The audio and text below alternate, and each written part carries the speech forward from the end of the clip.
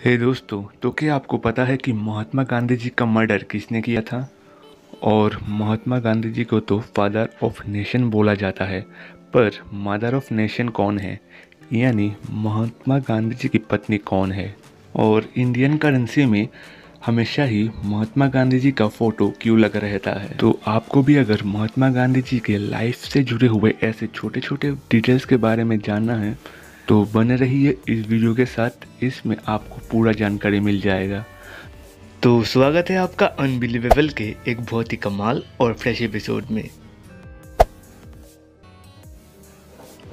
महात्मा गांधी जी का जन्म 2 अक्टूबर 1869 को पोरबंदर में हुआ है, एक गुजराती फैमिली में। उनके पिता का नाम था करमचंद गांधी एंड माता का नाम था पुतलीबाई गांधी। वैसे तो महात्मा गांधी जी का रियल नेम मोहनदास गांधी था, पर जैसा कि आप लोगों में से ज़्यादातर लोगों को पता है, गुजराती लोग अपने नाम के बीच में अपने पिता का नाम डाल देते हैं, तो फिर उसी के लिए उनका रियल नेम है Mohandas Karamchand Gandhi. And world renowned famous Bengali personality Rabindranath Tagore ji ने मोहनदास गांधी जी को महात्मा नाम का उपाधि दिया था। और महात्मा गांधी जी के पिता करमचंद गांधी उस समय पोरबंदर स्टेट के चीफ मिनिस्टर के पद में नियुक्त थे। महात्मा गांधी जी को छोड़ के भी करमचंद गांधी जी की 2 बेटे और 1 बेटी थी। करमचंद गांधी जी का पहले बेटे का नाम था लक्ष्मीदास और उसके बाद उनको एक बेटी हुई जिनका नाम था ललिता बहन, और उसके बाद आया करशन दास, और फिर आखिर में 2 अक्टूबर 1869 को महात्मा गांधी जी का जन्म हुआ है। महात्मा गांधी जी अपने भाई बहनों में से सबसे छोटे थे। महज 13 साल की उम्र में सन 1883 में मोहनदास गांधी जी ने कस्तूरीबाई नामक लड़की से शादी कर लिया था। महज खास बात यह है कि शादी के वक्त मोहनदास गांधी 13 साल के और कस्तूरी बहन उस समय 14 साल की थी। महात्मा गांधी जी के शादी के कुछ साल बाद यानी 1885 को करमचंद गांधी जी का देहांत हो गया था, और उसके बाद महज 16 साल की उम्र में मोहनदास गांधी जी ने अपने पहले बेटे का जन्म दिया, पर वो उस समय कुछ महामारी के कारण ज़्यादा दिन नहीं टिक पाया। और उसके बाद भी महात्मा गांधी जी के घर में 4 बेटे हुए। 1888 में पैदा हुआ हरिलाल, 1892 में मणिलाल और 1897 में हुआ रामदास। खास बात यह है कि 1897 में ही महात्मा गांधी जी 18 साल के थे और उन्होंने उसी साल अपना ग्रेजुएशन भी कंप्लीट कर लिया था। और उसके कुछ साल बाद सन 1900 में हुआ था देवीदास। इन सभी में से महात्मा गांधी जी का आखिरी बेटा देवीदास साउथ अफ्रीका में पैदा हुआ था, क्योंकि 1897 में महात्मा गांधी जी ने अपना ग्रेजुएशन कंप्लीट कर लिया था और वो अपने हायर स्टडीज़ के लिए यानी अपने लॉ के डिग्री को कंप्लीट करने के लिए वो साउथ अफ्रीका में चले गए थे, और उनकी पत्नी भी उनके साथ साउथ अफ्रीका में ही रहती थी। अभी वीडियो में इतना आगे बढ़ने के बाद आप में से कुछ लोगों को ऐसा लगेगा कि अभी की पॉलिटिक्स में जो राहुल गांधी या फिर उससे पहले जो राजीव गांधी थे, वो क्या महात्मा गांधी जी के रिलेटिव या फिर ग्रैंडसन वगैरह में कुछ हैं या फिर नहीं। तो आपको बता दें कि राहुल गांधी या फिर राजीव गांधी का महात्मा गांधी जी से ब्लड रिलेशन कुछ भी नहीं है, बस उनके फ्रीडम फाइट को लेके आइडियोलॉजी सेम ही था, पर उनके बीच में कोई पर्सनल रिलेशनशिप नहीं था। बल्कि दूसरी तरफ राहुल गांधी जी का सरनेम गांधी इसलिए है क्योंकि नेहरू जी, जो कि भारत के पहले प्राइम मिनिस्टर थे, उनकी बेटी इंदिरा नेहरू का शादी फिरोज़ गांधी, जो कि उस समय के एक यंग फ्रीडम फाइटर थे, उनसे हुआ था। और फिरोज़ गांधी का भी महात्मा गांधी जी से कोई भी ब्लड रिलेशन नहीं था, पर क्योंकि फिरोज़ गांधी का सरनेम गांधी था, इसलिए फिरोज़ गांधी के ग्रैंडसन या फिर कह लीजिए फ्यूचर जनरेशन के हिसाब से ही राहुल गांधी जी का सरनेम है गांधी, और महात्मा गांधी जी का फ्यूचर जनरेशन भी अभी पॉलिटिक्स में उतना एक्टिव नहीं है, या फिर कह लीजिए वो उतना सक्सेसफुली अपना पॉलिटिकल करियर नहीं चला पाए। वैसे करमचंद गांधी जी को गांधी फैमिली का फर्स्ट जनरेशन माना जाता है, और अभी फ़िलहाल गांधी जी का 6th जनरेशन चल रहा है। इनमें विवान गांधी, अनित गांधी, ये कुछ लोग हैं जो कि अभी फ़िलहाल पॉलिटिकली उतना एक्टिव नहीं है। और गांधी फैमिलीज में से 5th जनरेशन के तुषार गांधी, जो कि पॉलिटिक्स में आए तो थे, पर बहुत ज़्यादा कंट्रोवर्सी की वजह से वो अभी फ़िलहाल बैकवर्ड हो चुके हैं।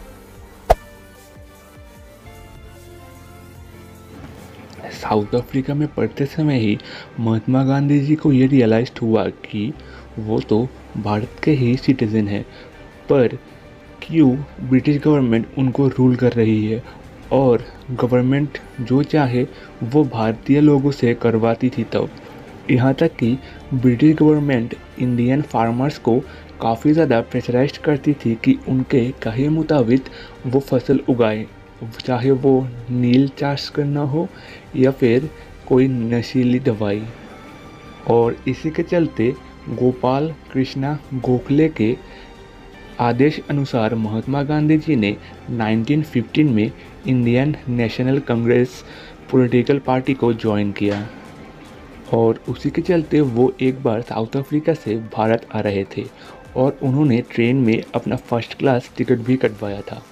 पर क्योंकि वो गोरे चमड़े के नहीं थे, उसके लिए ब्रिटिश लोगों ने उन्हें फर्स्ट क्लास सीट से निकाल के उन्हें नॉर्मल लोकल ट्रेन में ही बिठा दिया।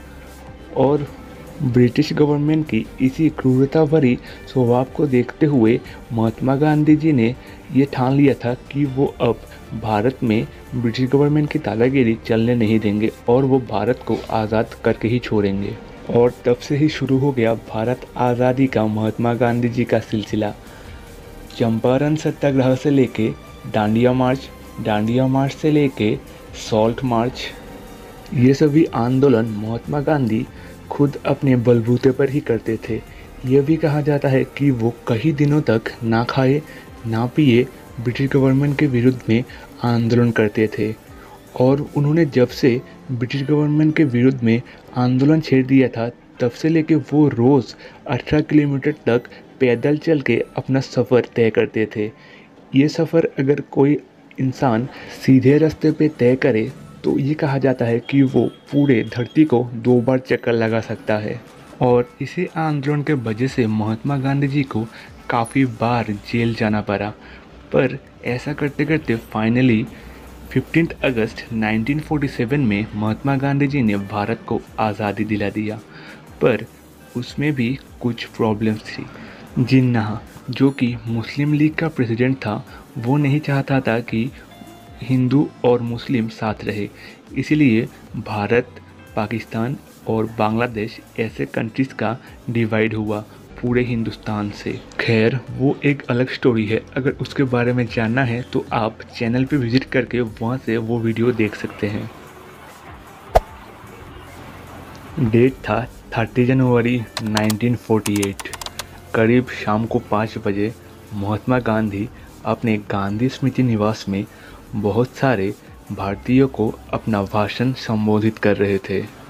ठीक उसी वक्त नाथूराम गॉडसे नाम का एक हिंदू एक्टिविस्ट महात्मा गांधी जी के सीने पे गन शॉट रेंज पे 3 गोलियां दाग देता है, और उसी वक्त महात्मा गांधी जी का देहांत हो जाता है।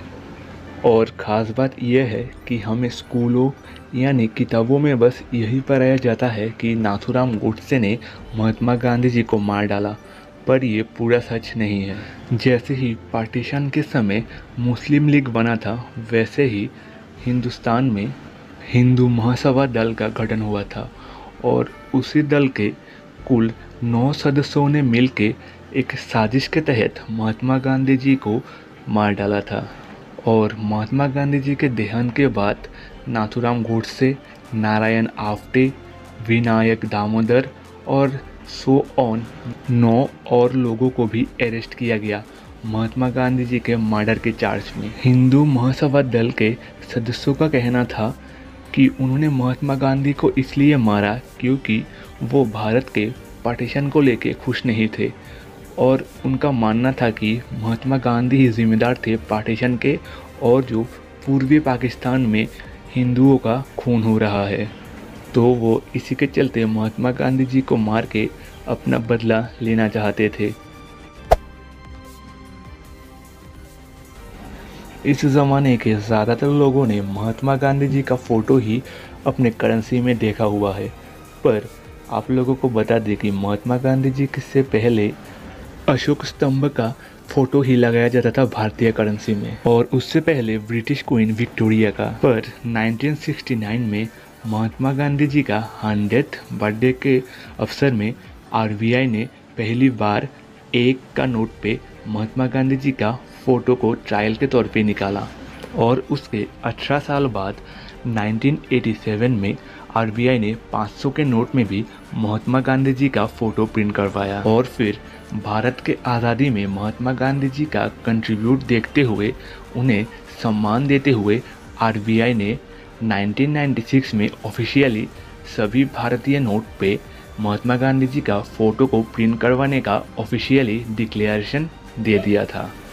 और 1996 से ही चाहे वो 5, 10, 20 या फिर 100 या फिर 1000, खैर 1000 तो अब नहीं चलता, 2000 सभी नोट पे ही हम महात्मा गांधी जी का फ़ोटो देखते हैं। और भारतीय नोट पे लगे महात्मा गांधी जी के फ़ोटो का ये ख़ास बात है कि ये फ़ोटो ओरिजिनल फ़ोटो से कट किया गया है। ये फ़ोटो दरअसल 1946 में राष्ट्रपति भवन के बाहर से Mahatma Gandhi and British politician lord Frederick William का ओरिजिनल फ़ोटो है।